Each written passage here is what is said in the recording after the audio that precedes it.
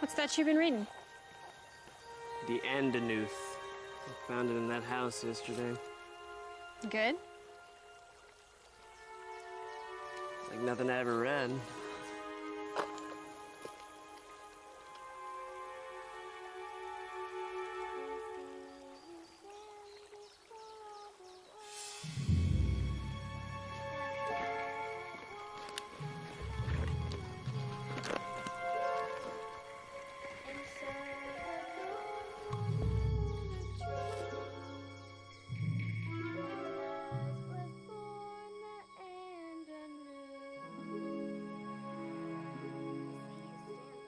It's a road. There's a girl on it. A girl? What's she doing? Just standing there, talking to herself. She's a guard. I don't think so. Just a kid wearing a dress. It's a trap. She's bait. Yeah. Yeah, you're probably right. Maybe. Maybe not.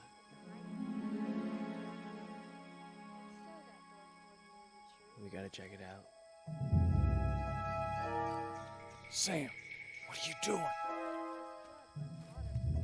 Sam. Go with him.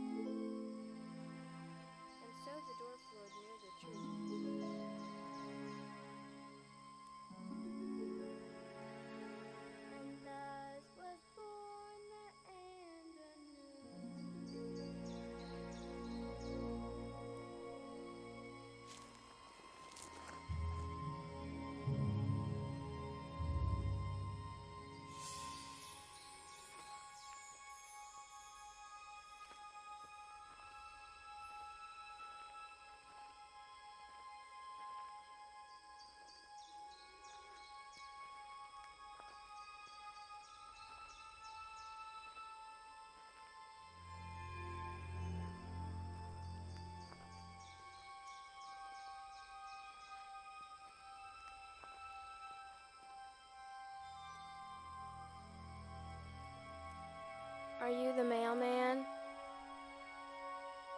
What? Are you the mailman? No. No, I'm not. I'm waiting for the mailman. Yeah? Why's that? My dad is waiting for a package. He ordered some books. Some game books. I'm going to meet the mailman when he comes. We can play games again.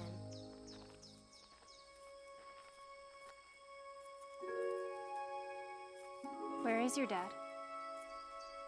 He's over there. He doesn't talk much anymore. I think he'll pick up when his books get here. You should just come with us. It's not safe out here alone. What's your name? Emmy. My friend's right, Emmy. It's not safe. And the mail hasn't run in a... Well, the mail isn't running anymore.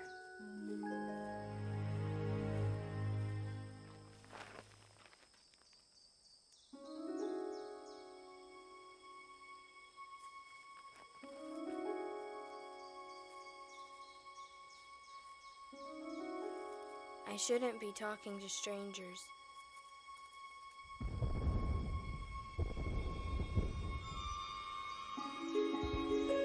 We gotta go. Now.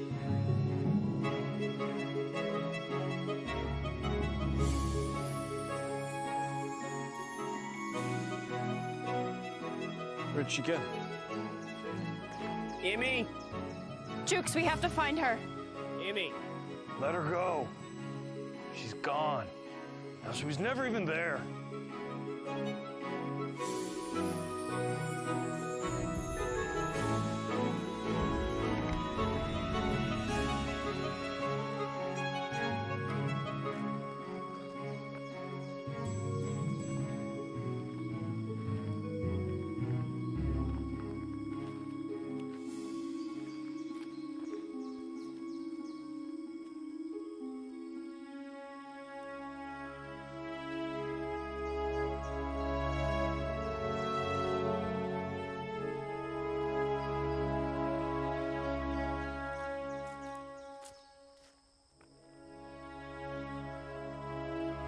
Is that Emmy's dad?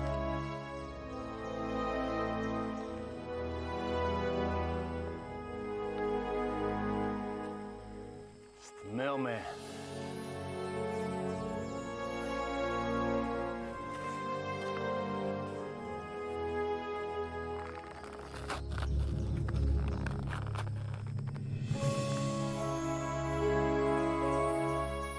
It's Emmy's game books. You know the rules. Take only what you need.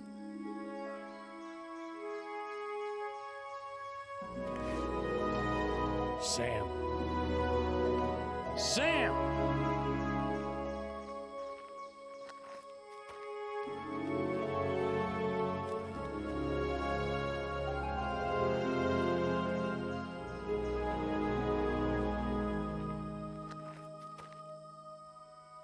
Emmy?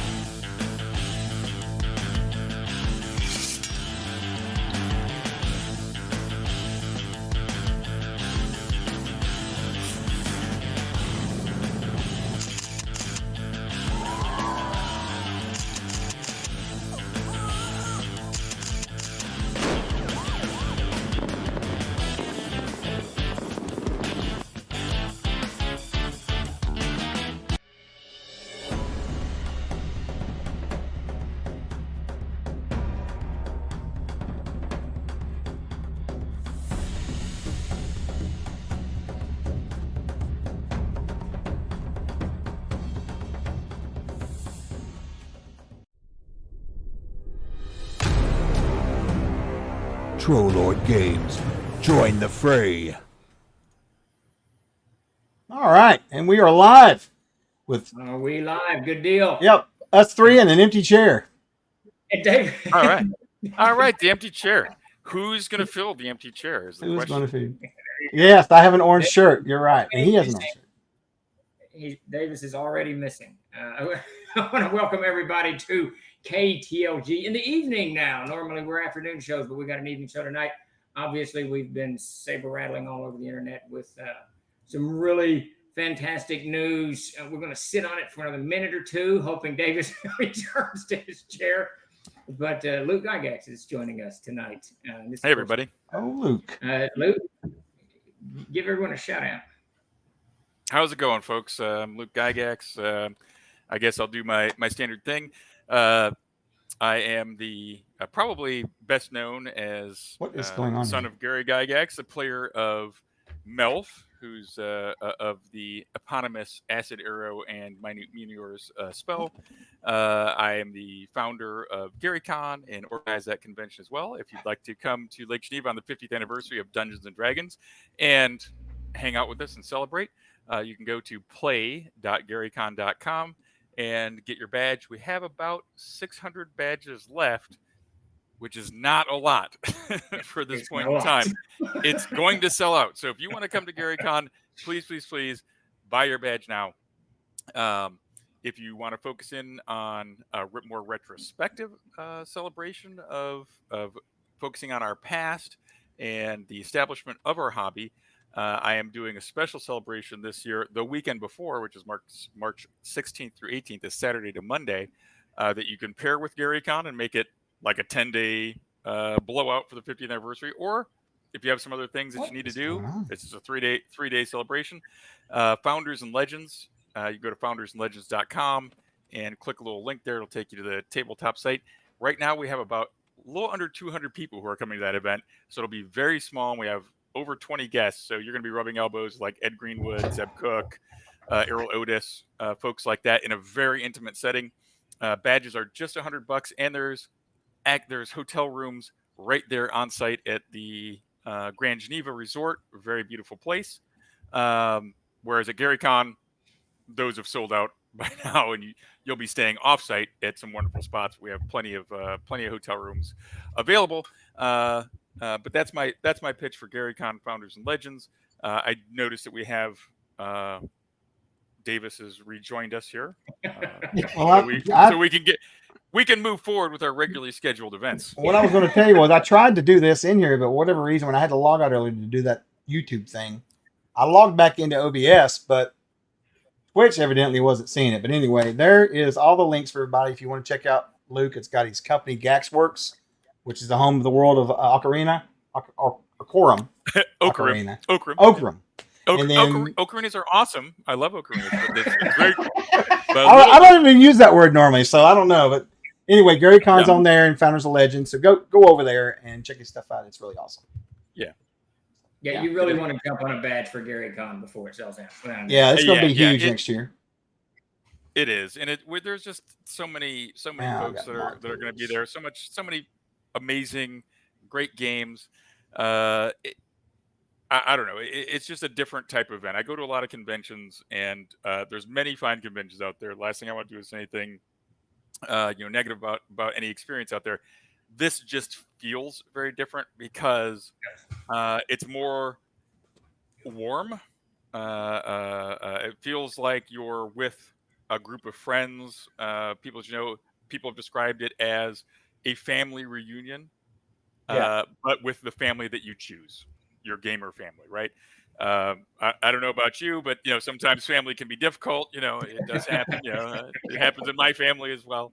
But for the obviously our gamer family, we share a lot in common with them, and everybody who comes to Lake Geneva in March is there because they really want to be there. You can't fly directly into Lake Geneva. You have to come into Milwaukee or Chicago and take an Uber or drive or ride share with somebody to make it in there. So you have to make a real effort to get there, but it's worth it. And there's a lot of love that's there.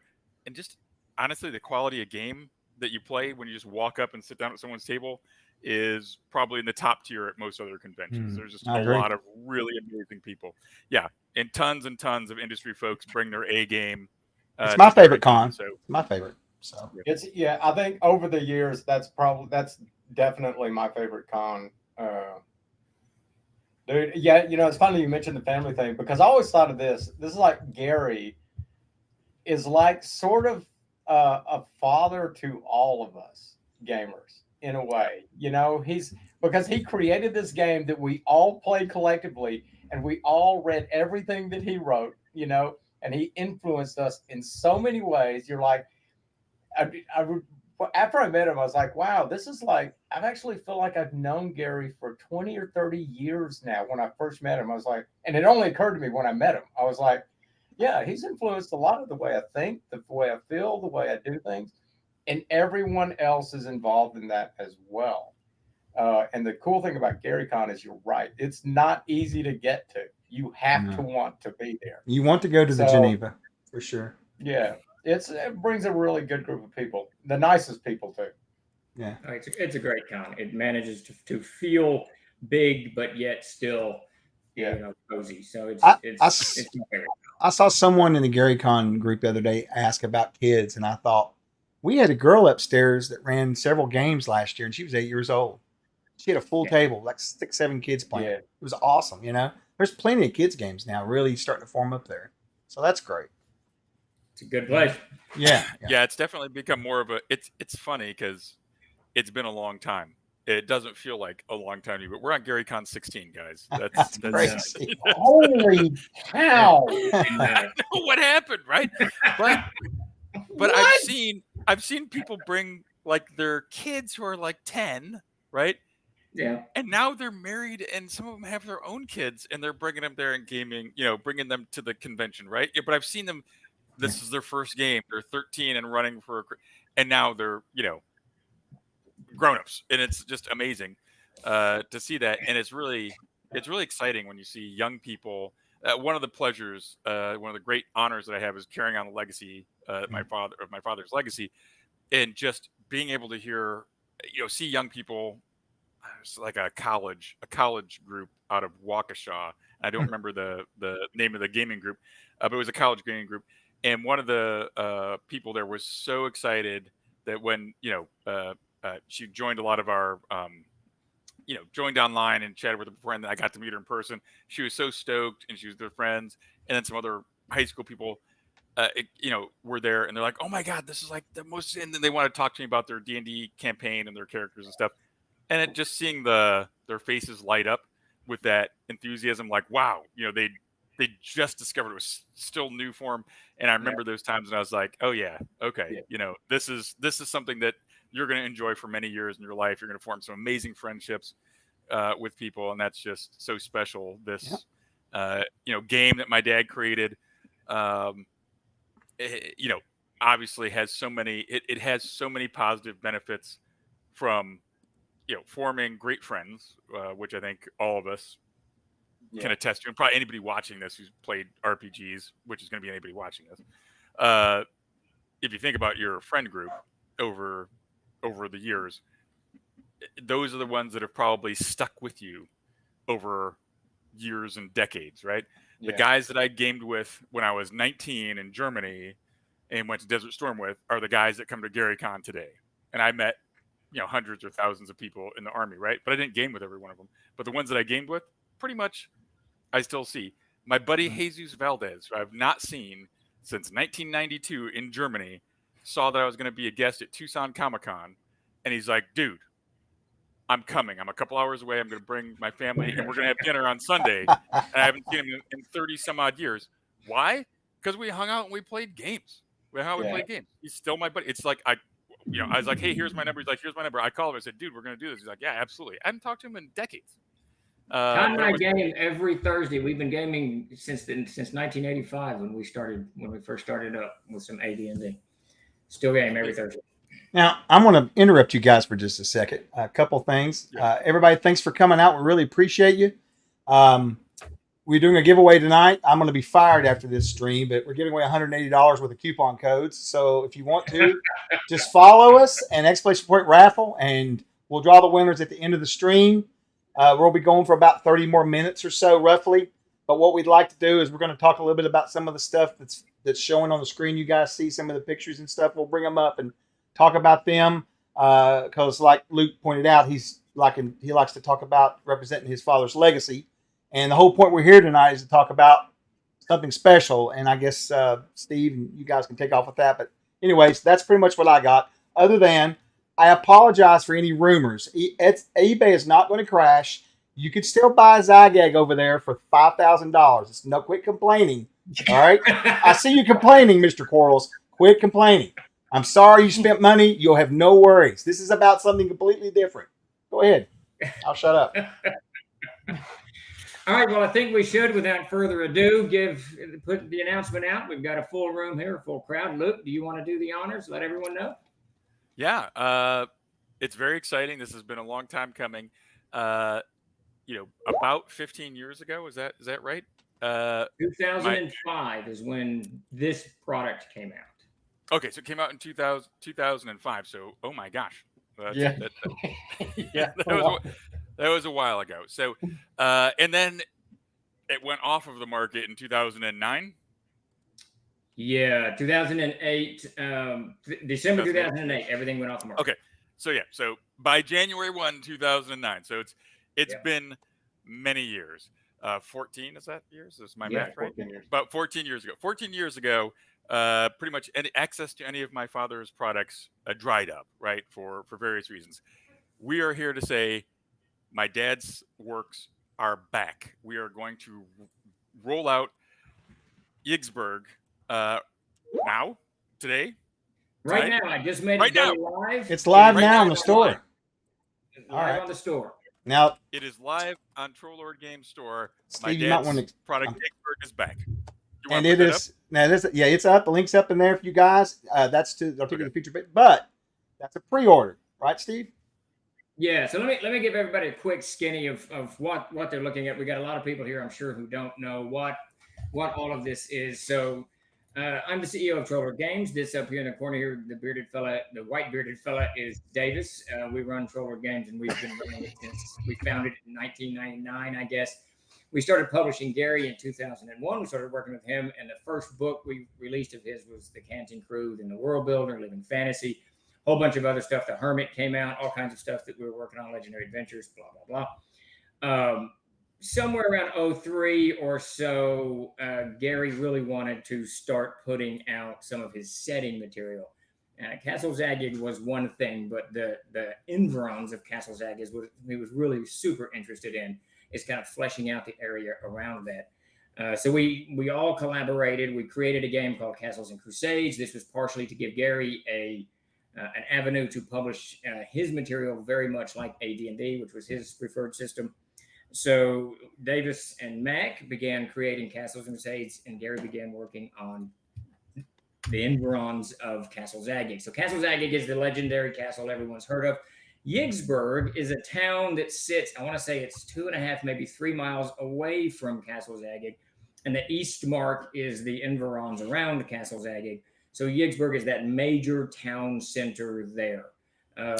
So this would be like an example, like a major city like the size of Greyhawk maybe would be, yes, right? Yeah, for instance. Yeah. Okay. Greyhawk would be a good comparison to it. Right.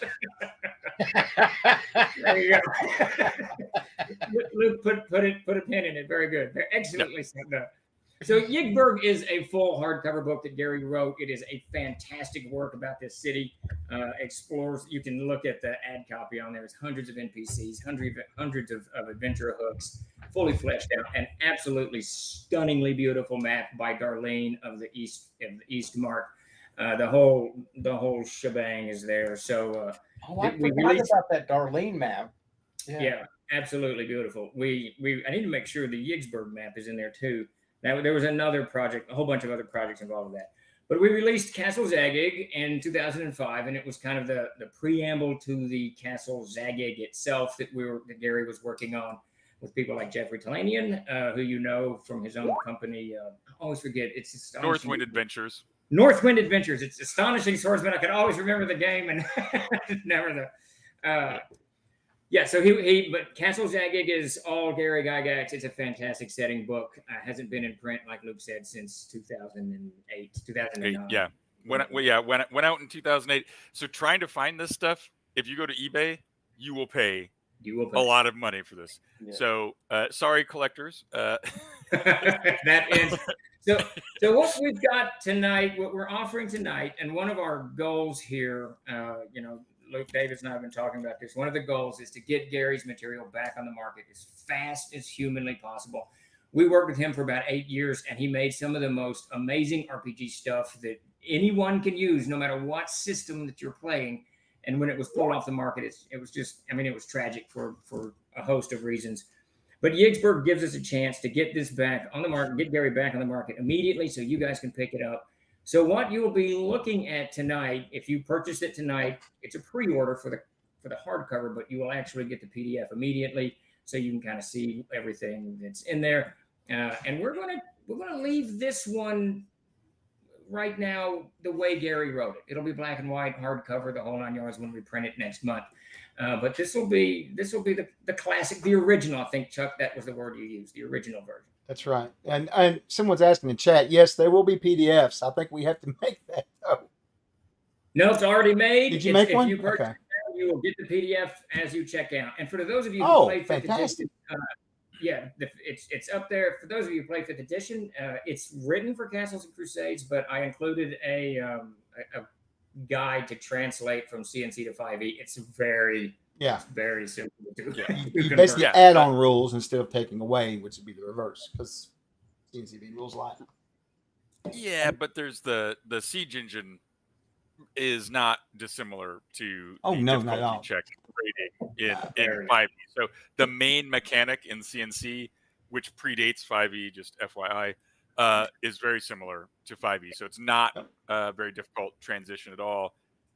If you're an experienced DM, you should probably be able to do this off the cuff without too much difficulty. Yeah. Now just so you guys know, I am recording questions in the chat, and we'll go back to them in just a few minutes. So you guys can ask your questions. I'll get them in a queue, and you can just. And I do want to say this about Igsburg. It is probably it. Now, my favorite thing Gary ever wrote was The Village of Hamlet, right? And Igsburg is right there. And when I read it too, it is like one of the best products produced for the RPG market, bar none. And I had forgotten because I hadn't picked up any of the modules that Gary had written in years, those old modules, right? And when I was reading it, I was sitting there, oh my God, he can create an adventure in 50 words. I mean, it just takes nothing. Every little thing, everywhere you turn, there's an adventure. There's just like tons of material. And it all goes together seamlessly in that, anyway, Gary style. Yeah. Well, you know what that really reminds me of is his favorite author was Jack Vance. One of his favorites. I shouldn't say that was his favorite, but he really spoke highly of Jack Vance, and his work was influential to him.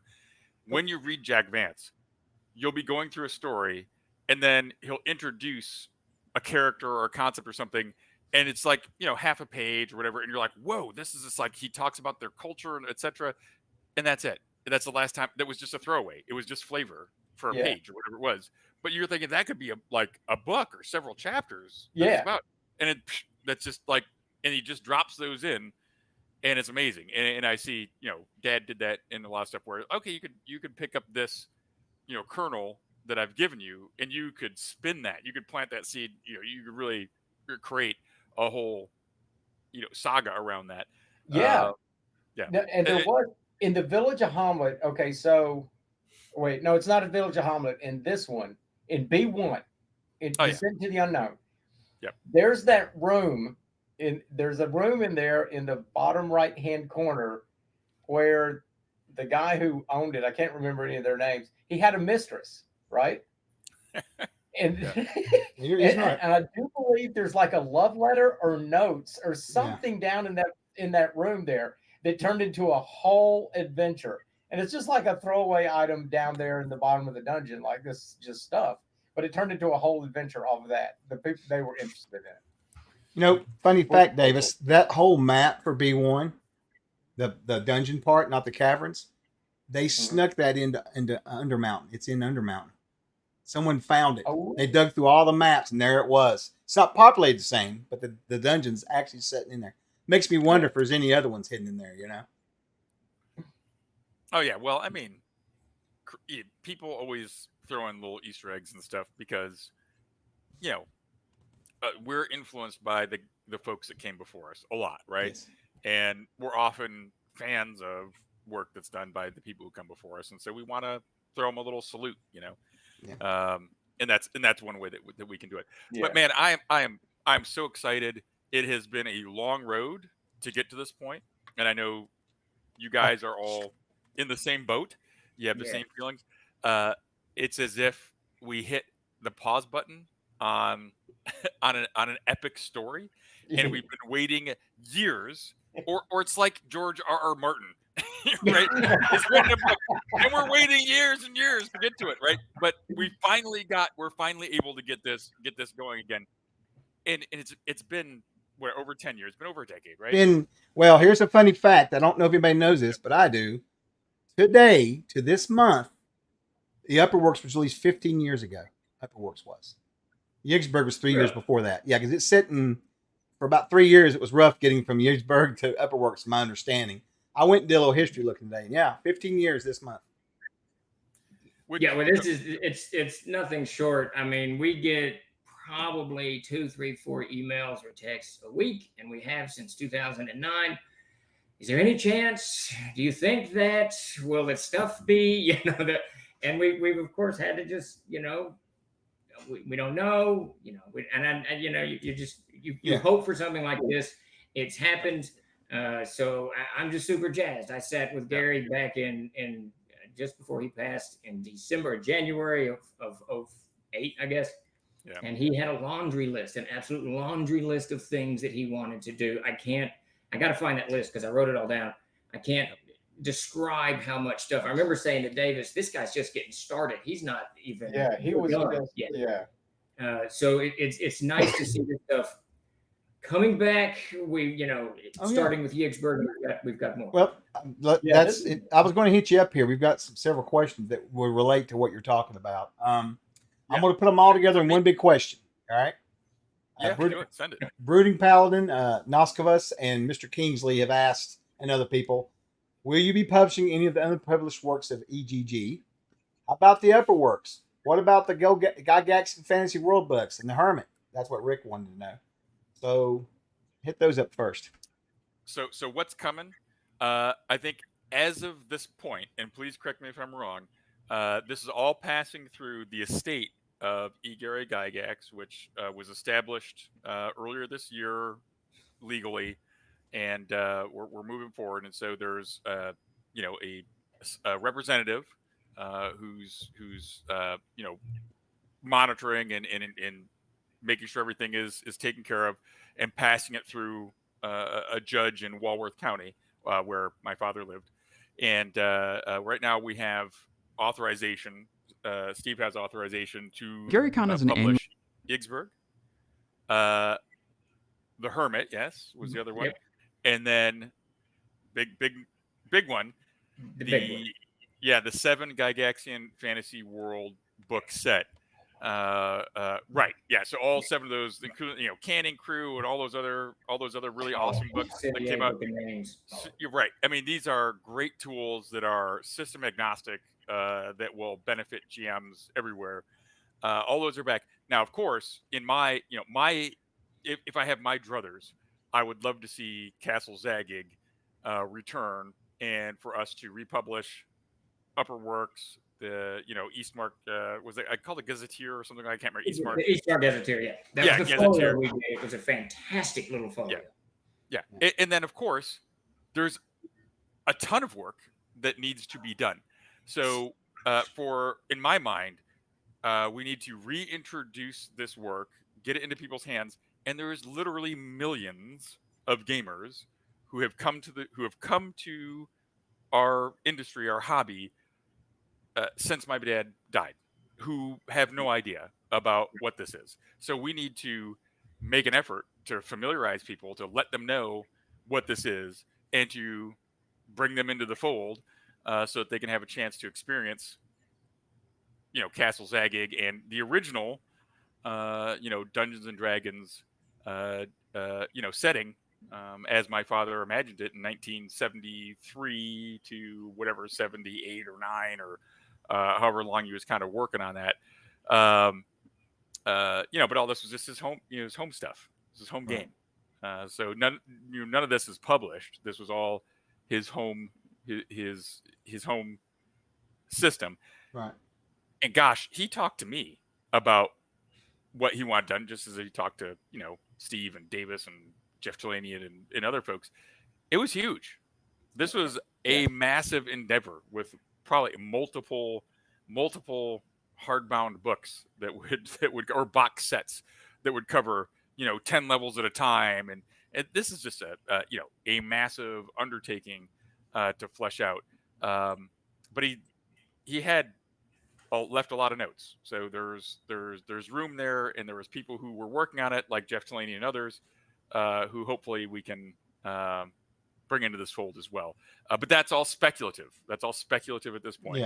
Yeah. But that's our desire. That's my desire. I don't want to speak for these guys. That's my desire, but I assume this would be something that we all want to do. I would really, really love to get. I think it would be a great thing. You mentioned that like a lot of people now, they're not familiar with Gary's works, right? And they're not familiar. Even the name is beginning to disappear, right? I mean, people will ask, "Who's Gary Gygax?" occasionally, and I have to explain. And then it would be nice. It would be really nice, and a good thank you to your father as well, to get his name back in print, and let everyone know this is where it's started. This is the beginning, and just the adventures. Besides that, there's great adventures. I know. On top of that, I just love. Anyway. Well, let me ask you this. I can't go on about Iggsburg. I love Iggsburg. It's one of my favorite things ever. So I'm glad it's the first thing we're putting out right away. The Hermit, though, too. Anyway, it's a gold mine. It's a gold mine. The Hermit is probably the most original adventure I have ever read. It is so different. But there's so much that we would love to work on, and I'm gonna make an appeal to the community. I don't normally do this, outside of the Kickstarter arena, but as Luke mentioned, there's an estate that is managing this stuff, and we have gotten to show the estate that this is worthwhile pursuing. They've got to know that there's something here, and if we can do that, if you guys can help us do that, then we absolutely. I don't see them denying us working on upper works or even more stuff beyond that. The amount of material that Gary was talking about is the Gord the Road novels. There's Legend of Adventure stuff. There was a World Builder 2. There was a Canting Crew 2. There was, the list goes on. There was just so much material that he wanted to roll out.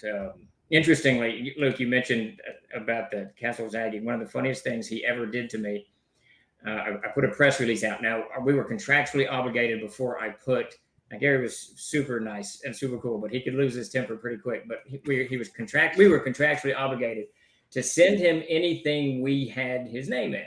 Well, I got in a hurry one day and I sent out a press release on Castle Zagging, and I said all 17 levels. He wrote back. I got to find his email. I've got it somewhere. He wrote back this very sharply worded, "Oh, so you're the master of zagging now. You're telling people how many levels it is? I'll tell you how many levels it is when I'm done." It was so funny. It was hilarious. But he was just getting started. Couple questions. Sorry. Okay, if we can light a fire under Iggsburg and the Hermit coming up on GFW, then I think there can be more. Yeah, I mean, we really need to.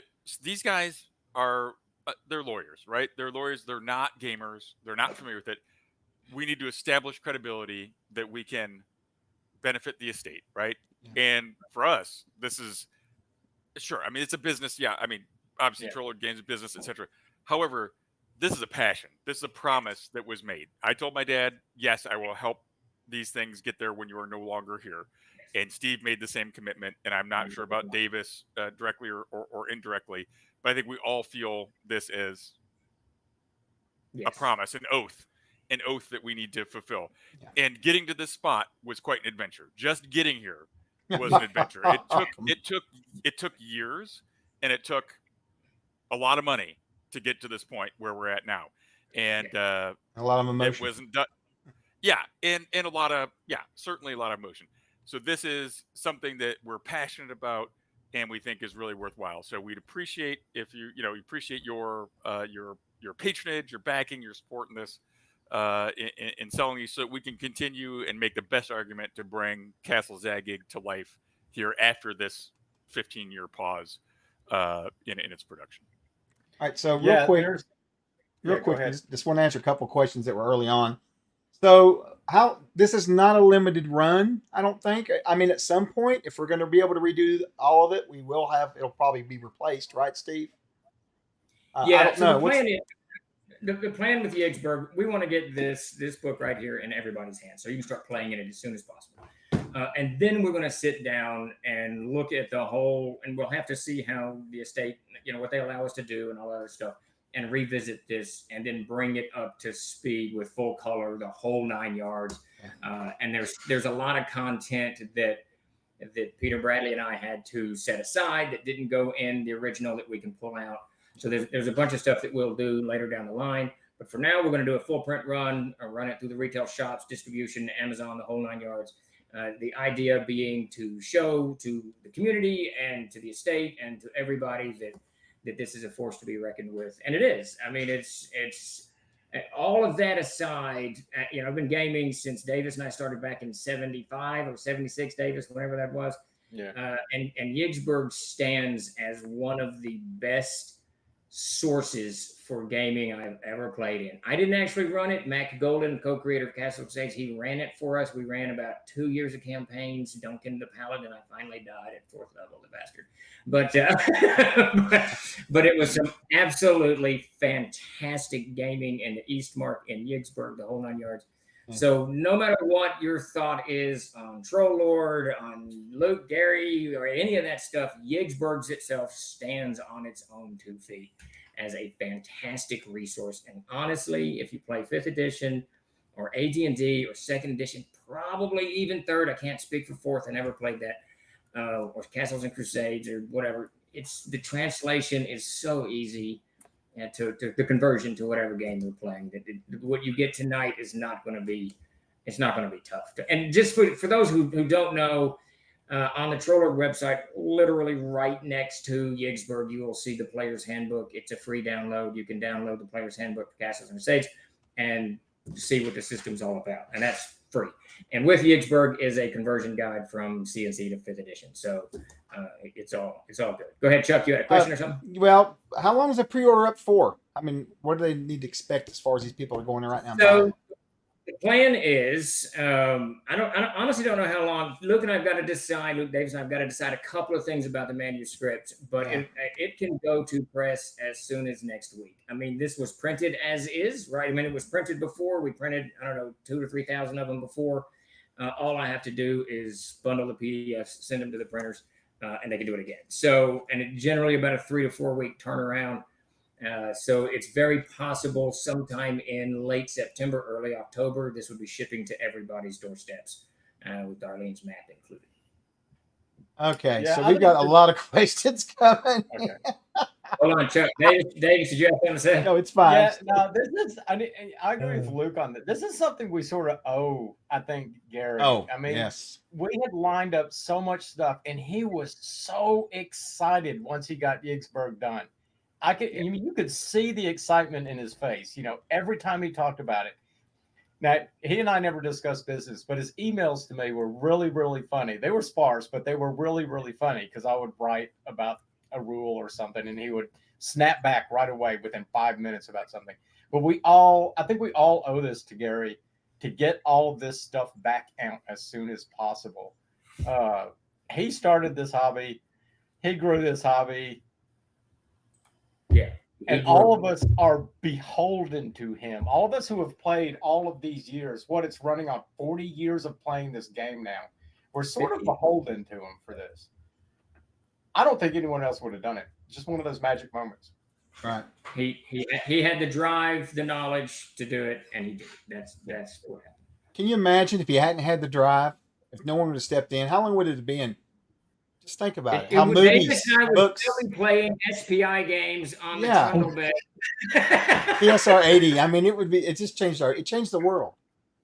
It did. Yes, you don't know how much it changed the world because the whole video game industry.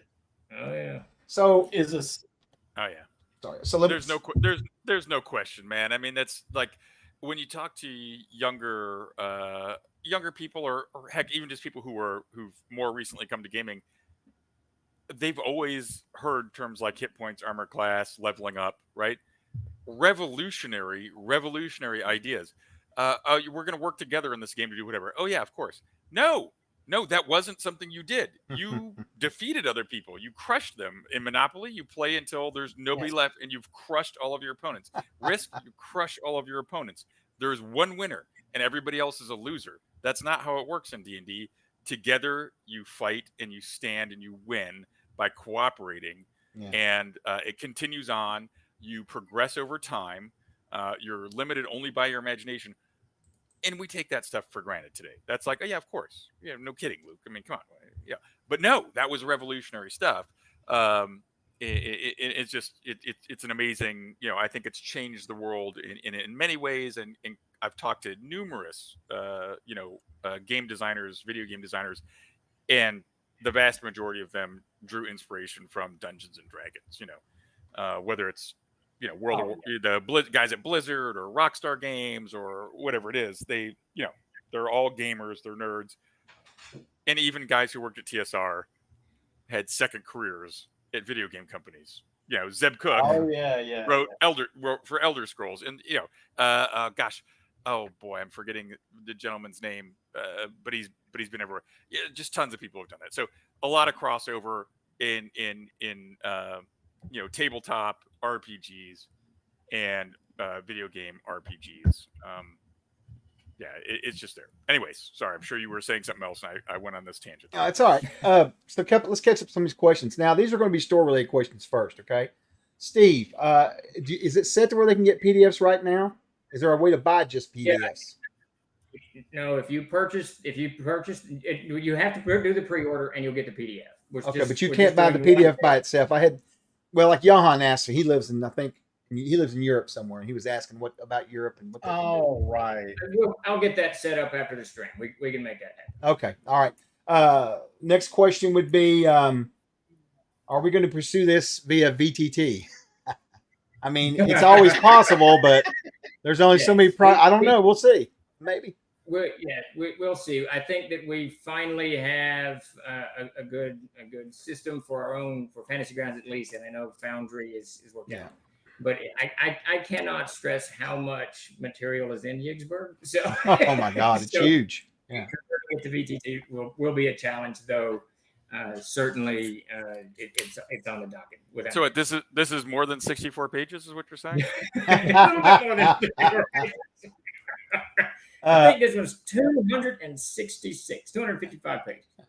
All right. So next door question would be: is there a chance that we'll be able to buy a copy of this at Gamehole Con? When is this? October 18th. That's going to be a little quick. You can do it? It's possible. It depends on when we send it. They've been running from 3 to 8 weeks. It's just the whole supply chain is still suffering from paper shortages. Blah blah blah. It's possible that it could be a game. But by March, it would definitely be available, right? Will definitely be and the hope is, the Hermit 2 should be at Gary Con. That would be Well, there you go. Yes. Would be awesome. That would be nice.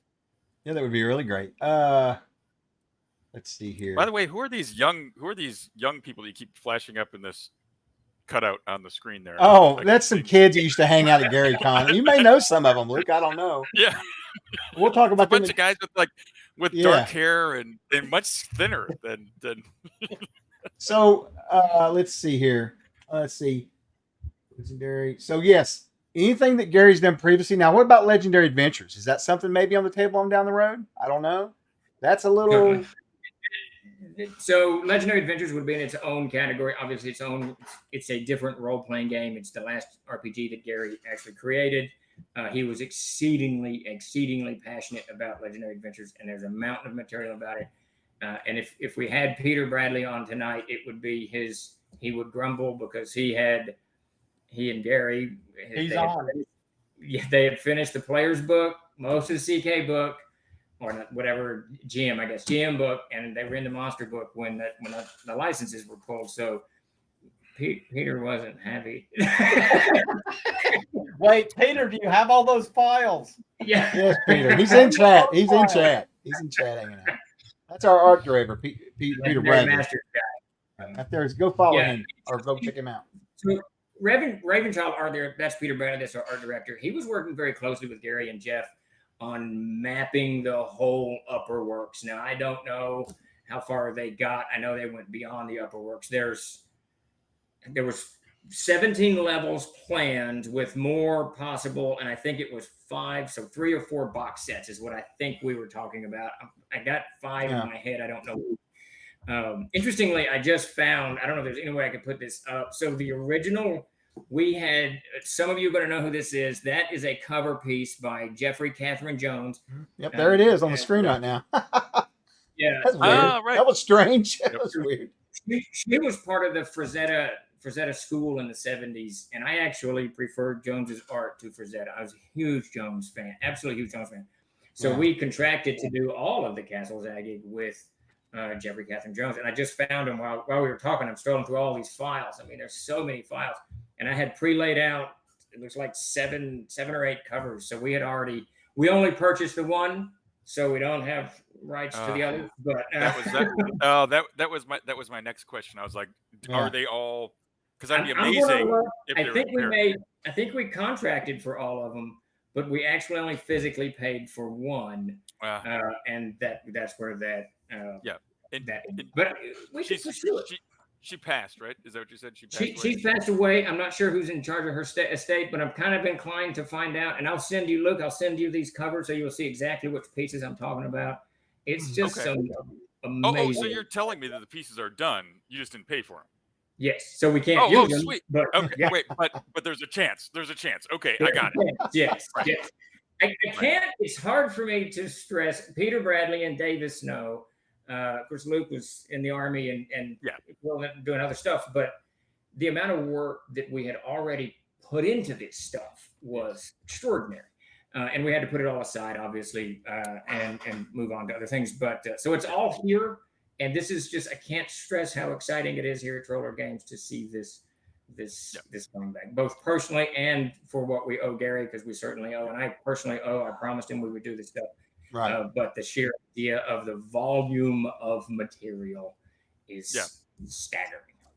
That was a promise. That was a promise that we made, and so for me, that's what's driven me over these years to pursue this thing to where we're at. Is just, hey man, I made a promise. And and hats off to you, Luke, because you did the hard fight, and we'll leave it at that. But you did. You did it, man. You did it. You did it. Yeah, we're here. We're here, which is a sign of success, and so. We have an opportunity, right? We have an opportunity to see this stuff again and to bring to fruition what I think is probably the seminal, piece, the architecture, the I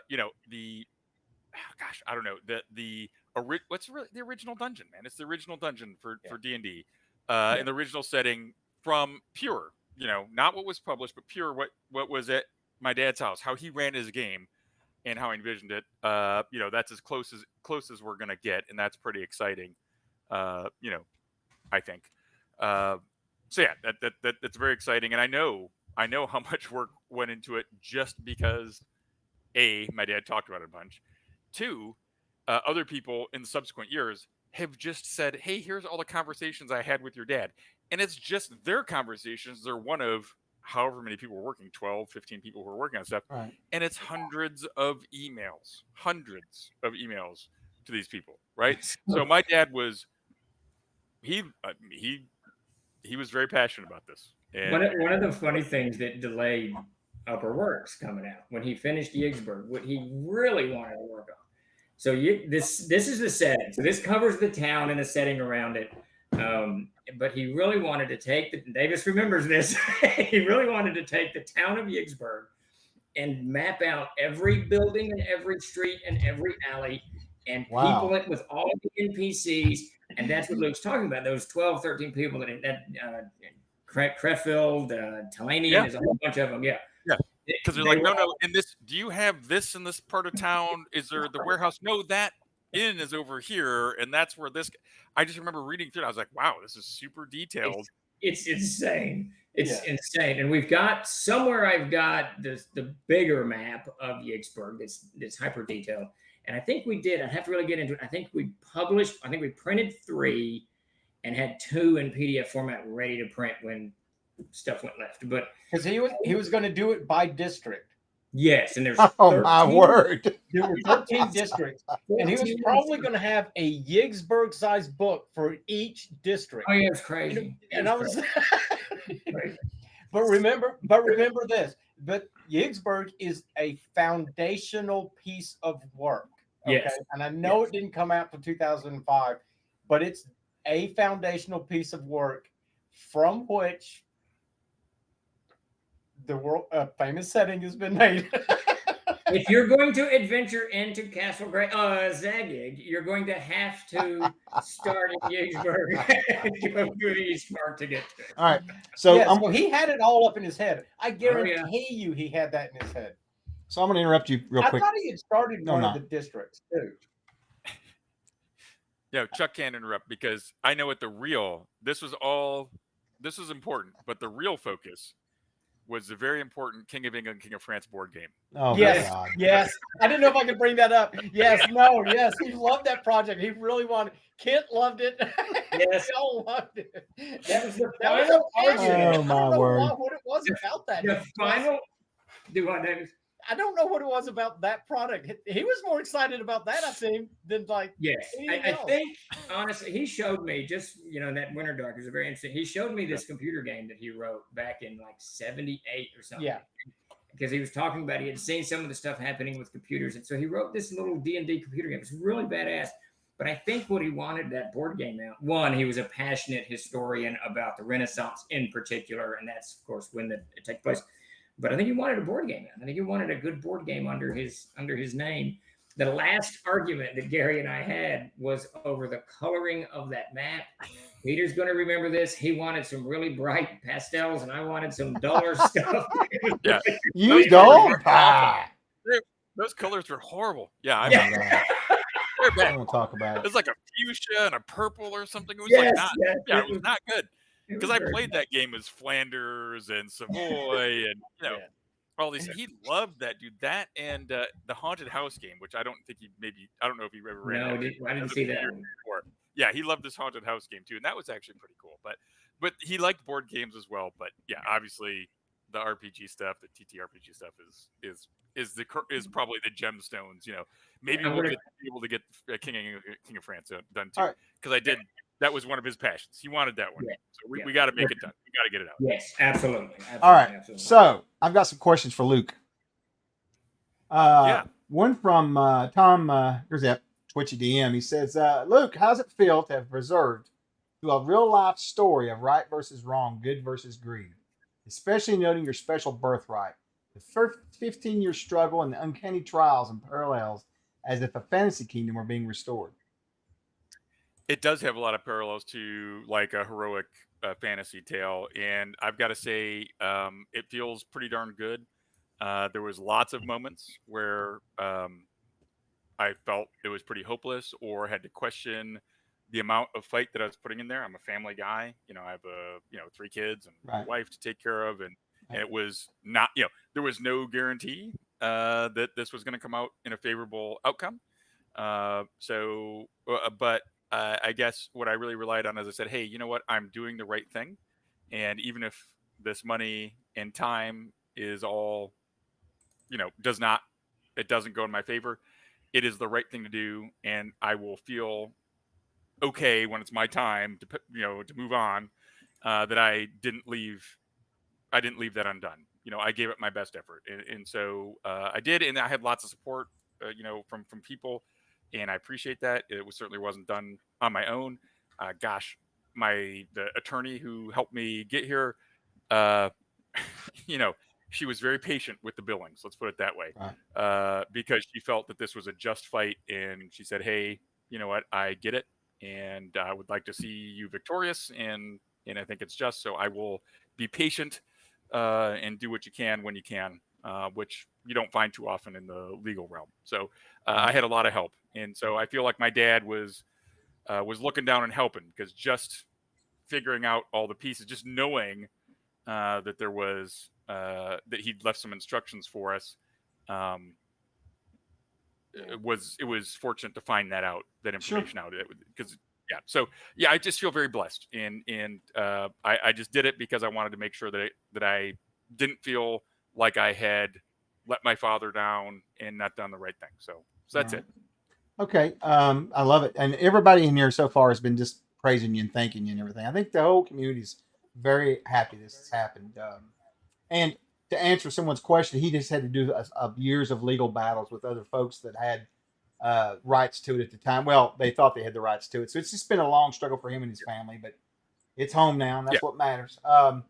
Yeah. So We're here now, and that's the important part. that's right. Let me see. Well, I'm not answering Josh's question. I know exactly what that is. That's bait. Yeah. But interestingly enough, someone else asked, "Is the Gygax magazine back on the table?" I don't know. It could be. It Anything's could be. possible. However, yeah, I would just say print. How many print magazines Yeah. Oh my are lord. really viable? It's not. Perhaps. It's not anymore. Yeah, maybe digital, but not. Yeah. Right. If it were print and we charged $40 a copy, maybe we could do it. But who wants to buy a $40 periodical? It's not realistic, right? Yeah, Okay. the Next, print magazines aren't what they used to be. Not at all. They're next gone. question for you, Luke. Will there be a connection established with Luke Gygax's Okram campaign setting? That would be to be determined. It's not Yeah. impossible, but I don't think that's a natural fit. If there was a logical way to make that happen, sure, I'd be open to that. But obviously Okram came long after Zagig and Castle Zagig and those environs. So Yeah. unless it's a logical fit, I wouldn't try to shoehorn anything in. This is about my dad's work, not about me. That's right. Yeah, I mean that would be something he would have to do. Whatever. That's completely separate publishing, right? So, yeah. A friend of mine made an RPG documentary years ago. At the beginning of Gary's interview, he asked him to introduce himself, and Gary said, I'm Gary Gygax, and I'm a gamer," and then smiled. I thought that was a neat comment someone put in there. And let's see, I've got one more here, and then I'll switch off to some other stuff. How do you feel about being an inspiration for those interested in gamer fitness? We were just talking about that. We were, and I tell you what, for me, it's just observations and it's anecdotal information. But I've been in the gaming community since I was knee high to a grasshopper, right? I grew up doing this, and I see it's a sedentary. We spend hours and hours at a gaming table playing games, and I dig it. I love it, right? But what I've noticed for many of us is that, especially as we age, it gets, we put on a little bit of weight and we start seeing some health problems.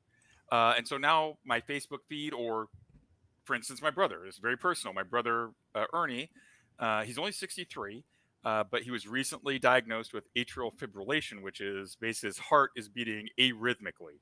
It's out of rhythm, right? And so he had trouble breathing. He couldn't speak clearly. His blood oxygen levels are very low. Swelling in the feet, collection of fluid around his lungs, life-threatening stuff, right? It's bad things. Good news, he was in the hospital.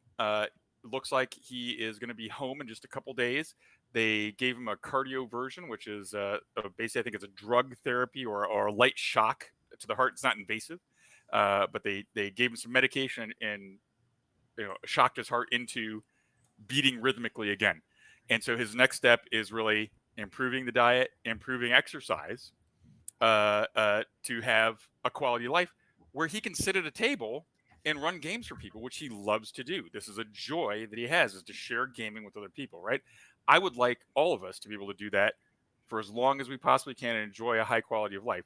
I hate opening up my Facebook or other whatever social media and seeing pictures of people I know or are maybe even just social media friends who are in the hospital for something, or talking about some diabetes or whatever the case may be, right?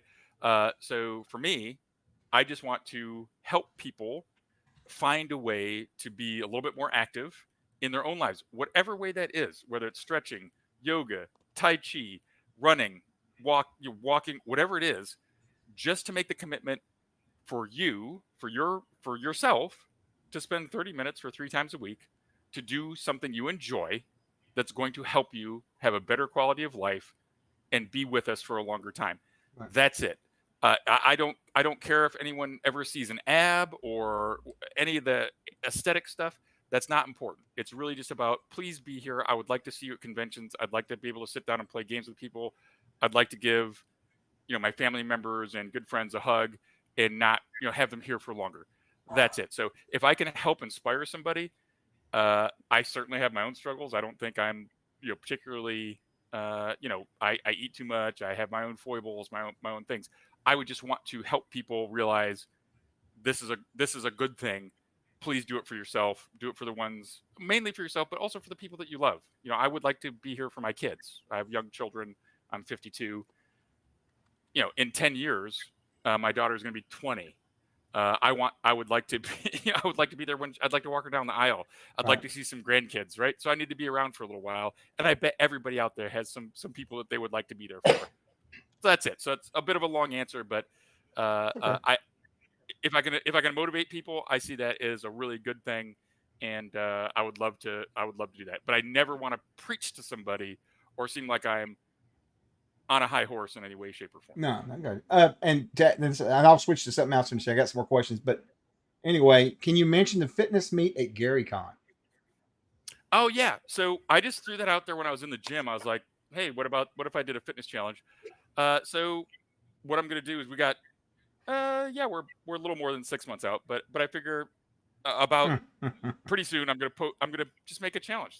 Let's for 6 months, let's record where you're at right now, just whatever that is. And I want to leave this open ended. Whether if you want to lose weight, record what your weight is at the beginning, right? And then 3 times a week for 30 minutes, pick an activity that you do that's going to help you meet your goal. If it is running, if it is flexibility, whatever that is, just note where you're at and track weekly, kind of what your progress is. And by that 6 months time, and I'll make a Facebook page or whatever, and we'll share and post, hey, I worked out. How did you make your 3 times this week? Just support one another and whatever your goal is. And again, I don't care if it's chair aerobics, stretching, yoga, powerlifting, whatever the heck you want to do, whatever your goal is, just do it 3 times a week for 30 minutes or more if you can, and record that and share it with others. And then if you're able to come to GaryCon, this is open for anybody. But if you're able to come to GaryCon, I want to meet in the gym. They have a nice big gym at GaryCon, and let's all have a workout. Maybe we'll do a short run. Maybe we'll have like an ability group run walk or jog walk or something like that to do that. But I just want people to have a group of people that they can exercise with and share, and just support one another and being a bit healthier. That's it. I'll join that. I'll do that in a heartbeat. Yeah, let's do it, man. Because guess what? I've been trying to lose weight for a long time. I am 275 pounds. I'm 6'3", 6'2" and a half, and 275. Yeah. So I got some muscle on me, but it's not all muscle. So I tell you what, you're like 8 feet tall. Okay, yeah, I'm taller. I'm taller than Davis, but in fairness, some of the Oompa Loompas are taller than Davis. I need a little motivation myself to do the cardio. I like to lift weights. I don't like to do the cardio, right? But maybe the cardio is what I need to help, burn some fat. And honestly, I need to do some push-aways where I push away from the table a little bit earlier, right? Yeah, so I've got to be able to do that as well. But if fitness is great, fitness is awesome, and I just want to encourage people. And I don't care where you're at. I don't care if you feel like, oh my God, I would never set foot in a gym. Don't go in the gym then. Walk. Do a chair aerobics. I don't care where it is. There was a time where I felt like I was afraid to go into a gym because I felt I wasn't strong enough to be able to go into a gym, right? Well, guess what? It's nonsense. The people who are in the gym, if you don't know how to do something, 9 out of 10 of them will be happy to take a few moments and show you how to use a piece of equipment and be there to help you out because it's something they love. Just like if somebody comes up to your gaming table and says, hey, what are you doing? I just about all of us would be like, oh, dude, check it out. Come here, sit down. I'm going to show you. I'm going to show you how to do it, right? Same thing. It's their hobby. It's something that they're passionate about. They'd love to share that with you, and they would love for you to come along on that journey. So I would encourage you not to be afraid, but it's okay if you are. There's lots of ways to get to where you want to go. Yes. Switching topics for just a minute. Anyone who's joined, we've had a bunch of people join us. I've been watching the numbers flux. So we're doing a giveaway. If you want to get in the giveaway, follow us. Exploit Point Raffle. There's a little thing running through the chat. We'll tell you we're giving away some coupon codes. There it is, right there for the store. And for a bunch of the people that just showed up a little earlier, I hate to ask this, but Steve, could you or Luke, you're the one, just explain what's going on and tell them about the fact that it's on the store and all that. There's a lot of new people who don't know. They missed the announcement early on. Steve? Yeah. All right. So we were Troller Games, and with a tremendous amount of help from Luke, has been given the opportunity to republish 3 parts of Gary's vast volume of work. That includes Yigsburg, The Hermit, and a Gygaxian Fantasy World Series, the entire series. So Yigsburg is our first thing up. We're going to do a classic, an original version of Yigsburg. So we're going to republish this book that came out in 2005 that is up on the website for pre-order right now. The Hermit, we will get to work on that immediately as well. Yigsburg will probably send the print version out in late September, early October, probably early October, for all that pre-order it. And then the Hermit will come out in fourth quarter this year. And then, we'll put it together in the fourth quarter, and then the Gygaxian Fantasy series in the first quarter of this coming year. But for now, you can jump on Yigsburg right now. It's over on the site. And I want to say real quick, someone pointed out to me, Jason Vay did, that the table of contents, the hyperlinked table of contents and the bookmarks in the PDF are all out of whack. Now, the reason they're out of whack is this book is so old. We laid it out in different software. When I converted it today into the new software, I should have given it to Peter Bradley to do, but he's got so much stuff to do at the moment. I didn't want to bother him with it. That when I converted it and exported, the table of contents is wacky. It does not work. The table of contents in the book is accurate, but your bookmarks are going to be off. We'll get that fixed by tomorrow and send everyone out a replacement PDF, no problem. I was going to be surprised if that worked, but it undid all of the paragraph styles. Everything looks exactly the way we did it in 2005, but the new InDesign is not interpreted. And the link is in the store if you want to pre-order it now. If you want to get it now, you can. There's a PDF that comes with it. We will have a separate. Yeah, we'll have a different PDF. We'll have the PDFs for sale separately after the stream. He's going to get that. Yeah. And we'll get that TLC tape. But you can jump on the Yigsburg bandwagon right now. It's the classic version. We will revisit all of this stuff in the coming years as we get focused on Upperworks and other projects that Gary had wanted. If you'll just go to our store there, it's on the main page. You don't have to go to a direct link. Just go to that store. It's the first thing right next to our free player's handbook. Yep. Also, I was going to say the PDF thing. I thought that was just something my dad had inserted in there because he didn't want to make it too easy for people to find stuff. He's like, "What? You don't know it? You got to figure out what you got to figure out this puzzle to be able to actually find where it is." No, that wasn't the case. Okay. Well, in those days you could do PDFs, but it didn't bookmark stuff. You couldn't bookmark it, so it's a whole different ball game. Back in my day, you had to read stuff and put sticky notes in there. I don't know what the hell is. So I got a couple questions, Steve, about these products. Is there any chance of just a PDF of the map that used to come with it, or will that map be in the pullout like it used to? The pullout map or whatever. So when we publish the book, sadly mine is gone. I don't know where my map is. I'm quite irritated by that. But the map will be in the back of the book. It'll be I think it's 24 by 40 inches, I think is the size of the map. Okay. So it will come in there. And when you get the PDF, you'll get 2 maps as well. There'll be the map of Yigsburg itself and then Darlene's map of the East Mark. There we go. There's been several people asking about those maps. Here's a good one for you. I mean, Oh yeah, there you go. That's it. He's got it. Yeah, awesome. Pristine. That Darlene's work is art. Morning, Blade. I will give you an update on some other TLG stuff toward the end of the stream. I've got the question saved up here for Steve. He'll be here to midnight, but that's all right. Now let's see. I got a few other questions here. Okay, people's been asking about who will be involved in the project. Folks like Jeffrey Tallaney and Rob Kuntz and them, we don't know. That's still up in the air who will be working on the stuff other than directly with the company. Right, Luke? That's still kind of out there, isn't it? You know? Yeah. I mean, we have to realize it's been, 15 years ish. Yeah. And other people have moved on. I don't want to speak for Jeff Tellini, but when I have approached him or broached the subject, I think he'd be willing to be a consultant on this because he has a depth of knowledge. My dad spent, I don't know, probably hundreds of hours, is safe to say, speaking to Jeff and imparting this knowledge to him. Right. And I think Jeff would. I think Jeff sees it as a commitment to my father as well, because they were friends and had a close relationship. That he would see that as something important to do. Mm-hmm. If he is unable to give it the attention it deserves, because he has his own company to run now, right? So that's completely understandable.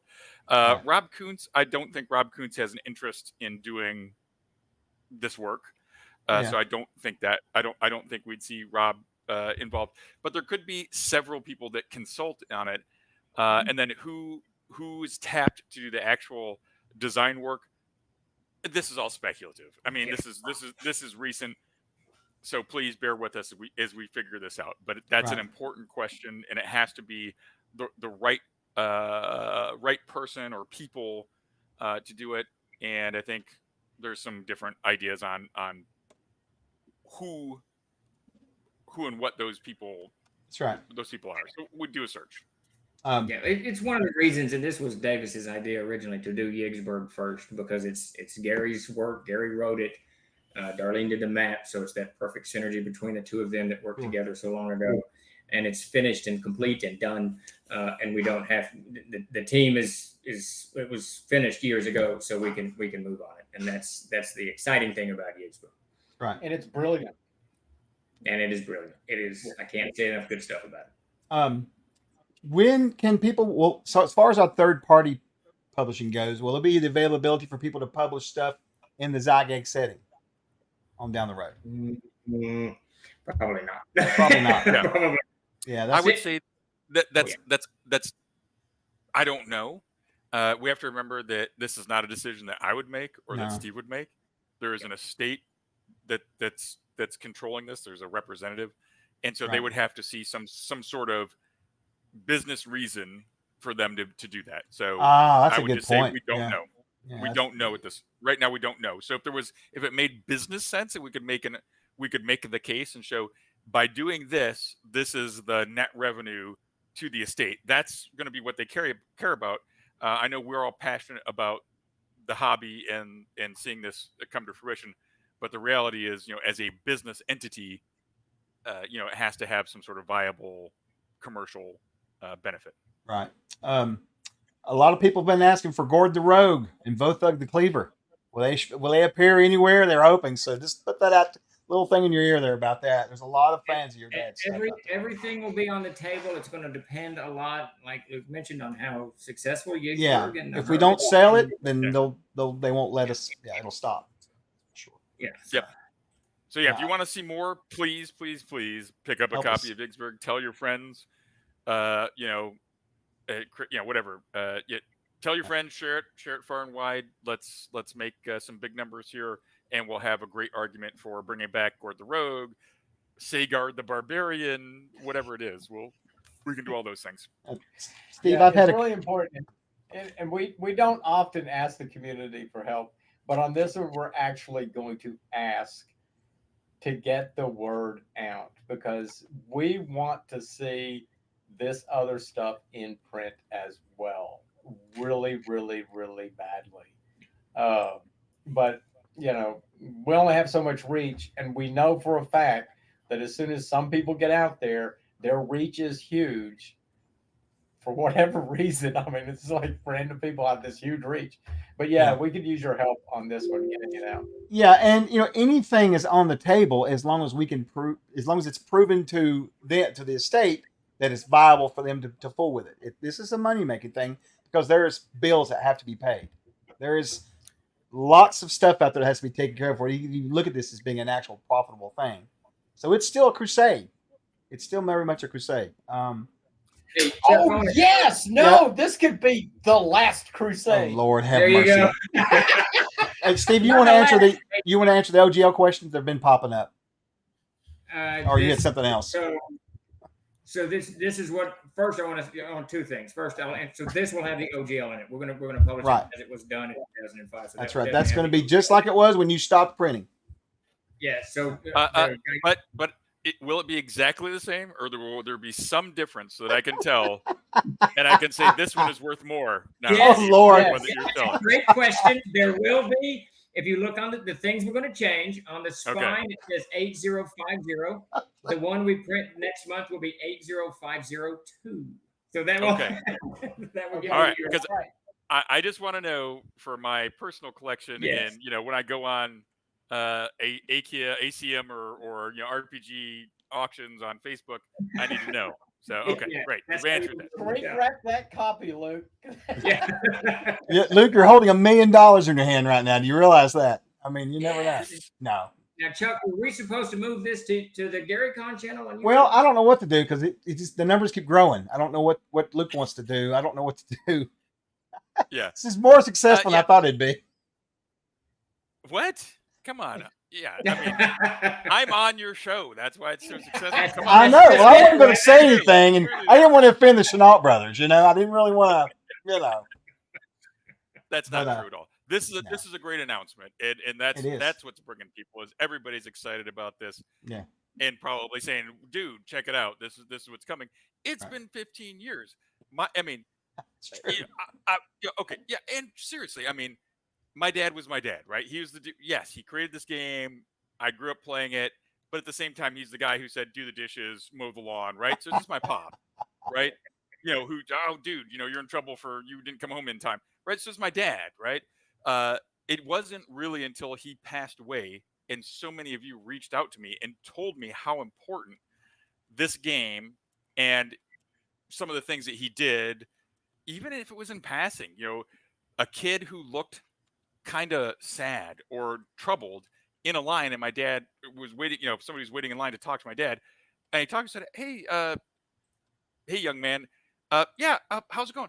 Hey, can you just have a seat right here for a minute? And then he would go through the line and he would chat with the person because he realized it was someone who was a 13-year-old who something was on their mind or whatever. That stayed with that person, right?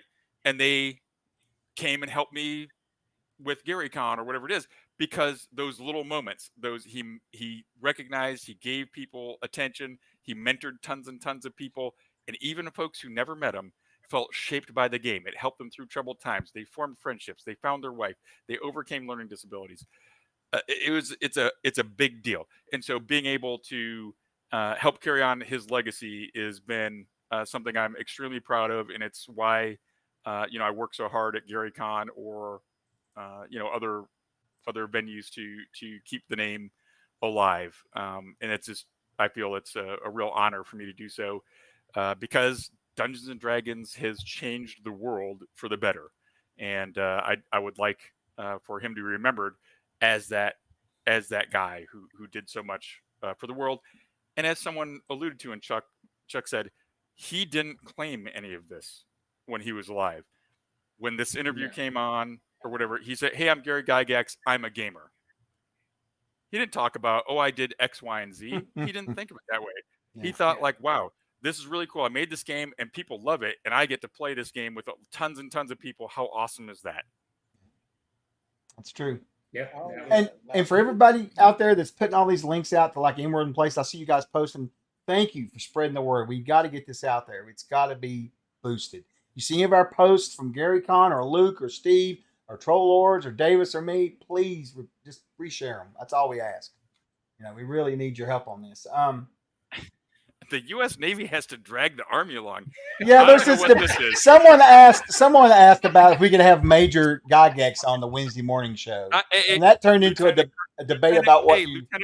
All right, that's stand at attention when you talk to me. I was Lieutenant Colonel, but I'm retired now. There you go. There's the answer. He was promoted, so they were like arguing about Europe, and then it went into the Navy and whatever. Yeah. So, a couple questions for Steve. Will the East Mark be placed in the East Mark south of the lost city of Gaxmore and aired? So Gaxmore is in the Bear Gruken Mountains. Man, I don't think you could drop. We will definitely do if you want to. We're looking actually. There's people asking about Zagag and aired. They're already asking about it. Yeah. Yeah. Well, Luke and I talked about this. You may not remember, Luke, but it must have been probably GaryCon, I guess. I'm doing the Codex of the Plains, and we're going to do some crossover with his own world setting. So we will use Oh, exciting. yeah, we'll use the rings of brass so that you can do any of this stuff. But like Luke said earlier, Castle Zagig and Yigsburg and Eastmark is kind of its own thing. I mean, and I cannot stress enough how much gaming you can do in the Eastmark itself. Oh yeah. Really? It's absolutely. I don't have a absolutely. bookshelf with those books on there, so you know. Dude, I missed out on that. You could spend 20 years gaming in that easy. There's What? adventures in there that last a lifetime. Chuck, I have 2 copies of Yigsburg, and I'd be willing to sell you one. And again, I just want to note this one says TLG 8050, so this is the collector's item. Oh, and yeah, I can't believe you just said that. It's funny. Yeah, and for those that asked, I know Oma, you joined a little bit later. Yeah, so we're going to be publishing Gary's stuff. Early on will be Yigsburg, and then hopefully the Hermit, and then we'll keep going from there. Again, we hate to reiterate this, but we have to show success if they're going to keep the project going. It's none of our control. It's none under Luke's control. It's not even under Davis's control. You know, we have no control over it, so we have to, you know. Yeah. So I tell you what, I mean, we probably should jump over to YouTube and give the guys at GaryCon, that audience, a chance to jump in there. Can we post a link here so there are folks we can who are let me do the giveaways real quick, and then we can do all of that. Absolutely. Okay. And Titania, you didn't mix the big reveal. You kind of did, but it's the undying reveal. We're going to go to we're going to do a YouTube in a minute and do some more. Join us on YouTube. We're migrating to the GaryCon YouTube channel here in a few minutes. Join us over there. Let me do this. I'll go ahead and put out. Let me drop the link in there real fast first. That way, we're all going to YouTube. Yes. Well, you're going to stay in your chair. You don't have to drive anywhere. Okay. No. Don't get up and go anywhere. You can take a pee break and then like through the magic of the internet, you'll be transported. You fit right in, Luke. You fit right in, buddy. These clowns. All right, I'm going to get this set up. We'll do some giveaways here real quick. And we're rating Blue Box, right? No, we're rating Jay, actually. He's probably sweating it because we went over it, but he'll be okay. He's a big boy. All right, let's do these giveaways. I'm going to close the giveaways out, so if you're not in, you can hit us up maybe on YouTube for some Akram stuff. I don't know. I'm going to close the entries right now. Booyah! All right, raffles are being picked. These first coupons we're going to do is, well, I got to bring my stream up. I never remember to do this, to write down what we're giving away. It doesn't tell me in the streaming software. I have to look at the thing there. All right, we're going to do some $10. These are for digital copies of whatever. When you go to the store, all you got to do is, I'll drop a link in here. You just got to go to our Discord. And Obsidian Risk, who's probably in the chat hanging out, will get with you and send you a code. It's for $10 off any digital products. If you just want to grab a PDF or something, or look at something, or if you want to use it towards something bigger, you're more than welcome to. So real quick, I'm going to spam these out. We're going to do 7 of these bad boys, I believe. So let's get these down here. 1. Sparky. Grape Ape, of course, always winning. The Chudas. 491 Phantom. Blood Wild. The History Professor. MJ Cook. 7, and that's it. All right. Now that's them. You guys just go in there. There's plenty of spam in the channel. Just go to the Discord and grab and just holler at Obsidian Risk. He's one of our community team leaders, a moderator. He's on the right-hand side at the top. You should see his name. Now we're going to move to the $15. These are $15 coupons. The rest of these coupons are worth money. Buy whatever you want to. You can buy the store out. We'll be happy with that. It'd be great. All right. So next step for that would be for the $15. We're going to do, looks like Davros Dave. And DM Greg. Hey, Greg, there you go. And then our next one's going to be for a $25 one. All right. That's going to be Old School RPG. Look at that. That's awesome. Awesome. That is awesome. All right, Old School, if you will get that, that would be fantastic. And let me take that name out of there. You're still counting, but anyway, don't worry about that, Old School. You still got it. And then last but not least, for our $50 winner would be Garth, if you're in the chat. And that's all of them. We're going to move over. Oh, look, there's Blue Box rolling in. Hey, John, how are you, buddy? That's one of our partners. Let me get back over here. We're getting ready to raid into Jay, I think, and then we're going to go to YouTube. Again, if you're going to meet us over, follow us over on YouTube, please come over. We're going to be chatting over there. The link is in the chat right there. I'll do it one more time, and I'll do it one more time. Let's see, and I have some more questions for Steve that I'll ask over there about some TLG stuff too, if that's okay. So or you can hit us up tomorrow night too. I'll have all the questions and stuff, so don't worry about that. Let's see, what was the next thing I'll say? Oh, and also, guys, if you could, that's not going to be around later. There's Luke's links. Please go over and support him however you can in his endeavors. We really appreciate it. Yeah, and let's see, what is the other thing? Oh, also, I don't know if you guys know this or not, but there is a Kickstarter about to happen. It's all about demons, devils, and angels. So go follow us over there. Just follow for right now. It's the pre-launch page. Just give it a look if you would, please. I really appreciate it. And I'm going to set the raid into Jay. Hopefully he's still on. Let's see if he is. He may be gone by now. He's getting older. No, there he is. He's still there. Can't pick on him as much. He's getting older. Well, I was hoping he was in the chat. I've just now finished manually entering in these damn bookmarks. So did you really? Right. I was wondering how you pulled that off earlier. I'm like, there's no way. There's no way. All right, we're gonna set up a fat raid for Jay, and then we're gonna move over to YouTube. Yeah, I'm right. YouTube fourth. I'm not used to saying that. So, if you guys will go and give Jay a follow. If you've not, we're gonna raid into him. I just again want to thank everybody for coming out and hanging with us tonight. It was great news. We're all very stoked and excited about everything. And again, if you are if you're a lich or a vampire, you want to be up all night, come over to YouTube. There's the link. Join us over there. We really appreciate everybody so much, so much. I'm gonna let the numbers get built up here for the raid, and then we'll jump on out of here. Any final words? Let's get to YouTube. Let's do that raid and get over to YouTube. Yeah,